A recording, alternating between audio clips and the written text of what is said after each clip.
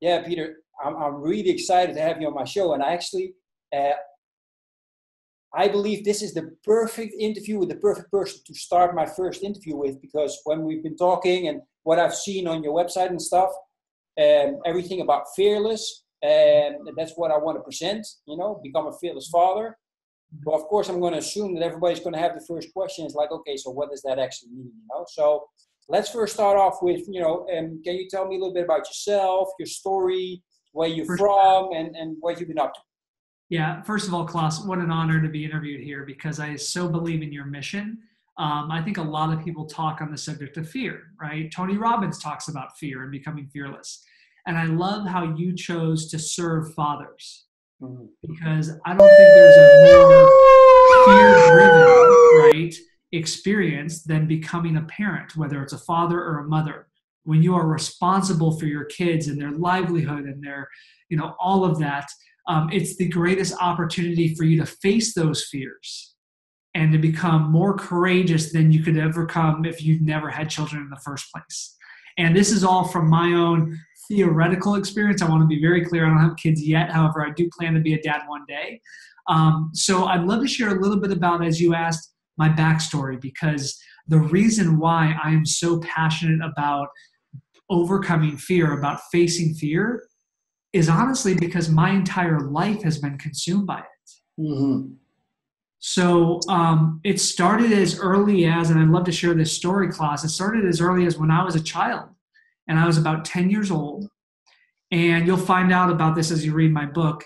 I was about 10 years old, and I was sitting down in a courtroom with my grandparents on my left, an attorney on my right, and my mother directly across from me. Wow.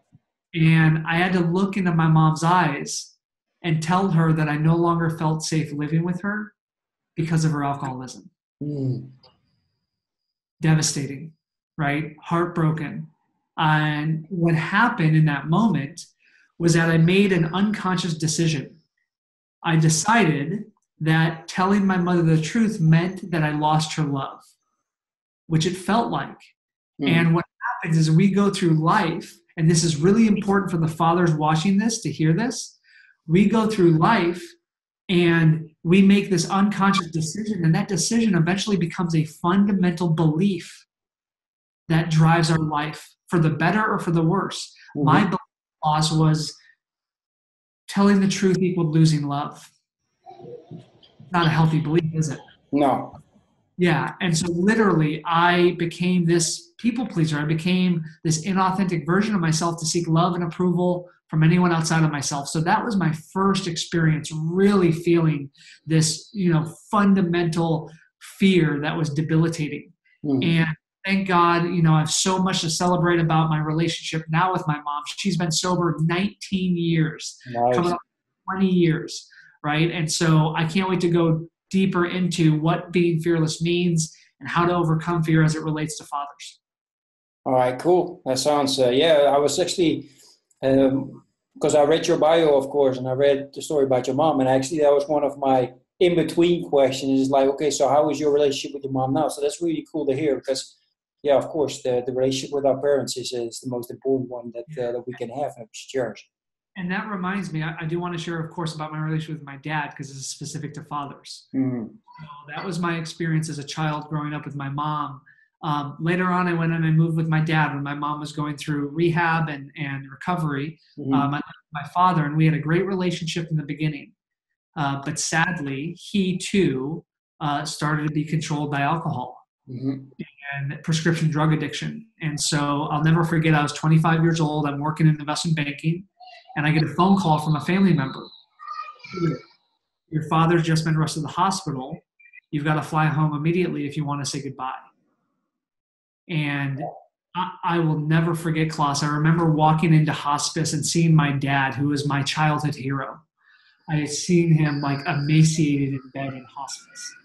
And I remember having so much anger. I had anger towards him. I remember looking at him and saying, Dad, why did you do this to yourself? And why did you do this to me? And he looked at me and he said, Peter, because I'm afraid. My dad was consumed by his fear of not living up to his parents' expectations. Wow.